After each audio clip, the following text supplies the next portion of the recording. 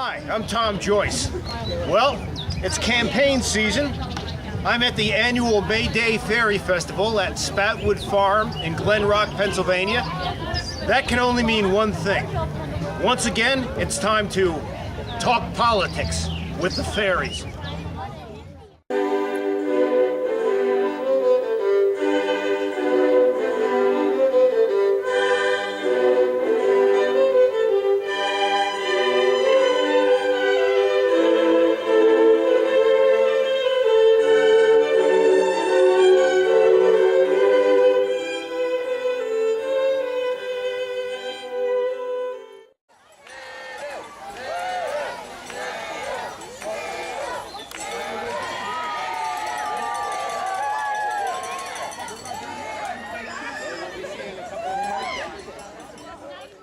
From the mountain tribe, which we bring the king and queen. We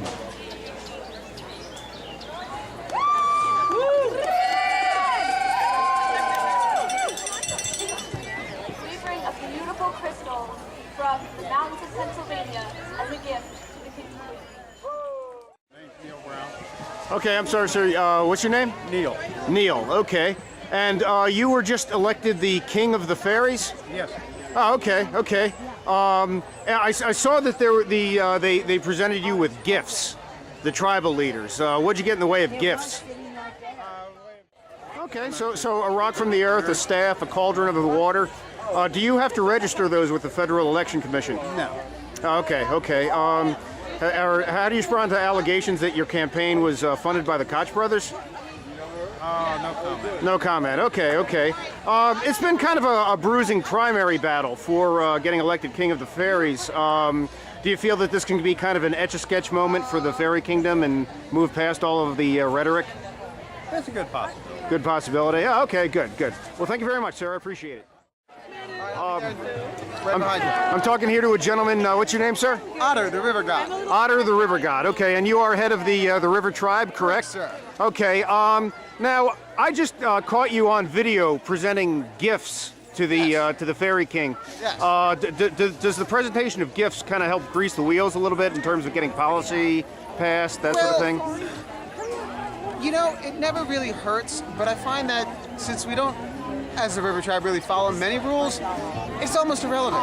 I just like bright, shiny things and passing them around to people and then taking them back and passing them to other people. Ah, okay, okay, cool. Wow, that was disturbing. And what was the gift that you presented? This cauldron of silliness. You can ask for it by name at your local retailer. Oh, okay, cauldron of silliness. I think I went through a few of those last night at the local bar. Cool. Now, I guess if it's just a cauldron, I mean, that's not too bad. But I mean, do the gifts ever get more elaborate? Super Bowl tickets, trips to Colombian massage parlors, anything like that? Well, you have to leave the Secret Service behind because they generally get into trouble. Okay. What's the biggest gift we give them? We gave a very small sailboat.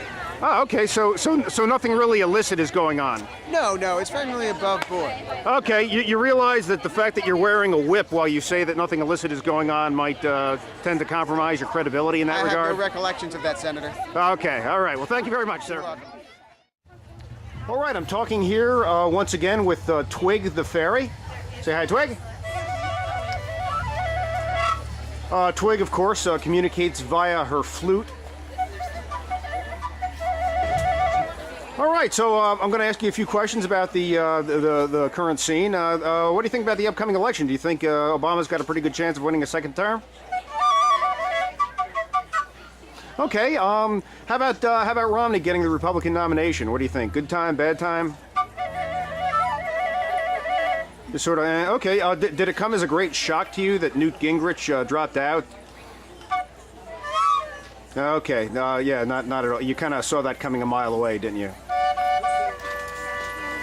All right.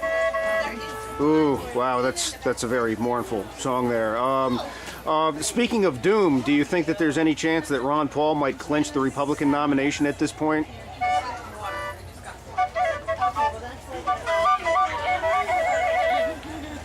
Okay. Well, maybe if somebody slips something into the drinking water supply or something, could happen. Gotcha. All right, well, thank you very much, Twig. Pleasure as always. Wow. I believe Marlon Brando put it best in Apocalypse Now when he said, "The horror." The horror.